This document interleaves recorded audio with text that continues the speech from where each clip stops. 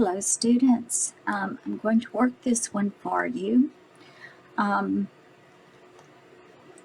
-7 right there, that's just by itself. It doesn't have to be in parentheses. It's just separating it because it's a -7. Over here, same thing with this -5. They want to just separate that. So I have rewritten it here, okay? And we are ready to work it. According to our order of operations, parentheses, exponents, multiply, divide, whichever comes first, add, subtract, whichever comes first. Okay, so let's start working within our parentheses. So let's start right here. And we don't have any multiplying or dividing within our parentheses. We just have our adding. So let's start right here. Good place to begin. -7 plus 9. We are adding unlike signs. We find the difference. Keep the sign of your larger number. The difference in 9 and 7 is 2. The larger number is positive. So we're going to have a 2 right there. -7 squared times 5 divided by -5 squared. Back to the beginning. Okay, let's work right here within this parentheses now. 2 minus 7. Okay, what we're subtracting is larger than what we have. We are at 2 on our number line, and I take 7 away. It's going to throw me into the negative zone on my number line. The difference in 2 and 7 is 5. I'm going to have a -5 there.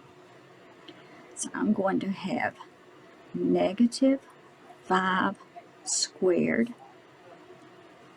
times 5 divided by -5 squared. Okay, back to the beginning. And you can always use your calculator here. 2 minus 7. Just put it in. 2 minus 7. Enter. There you go. All right. Still working within our parentheses. Let's do this part next. -5 squared times 5 divided by -5. Positive divided by negative is a negative.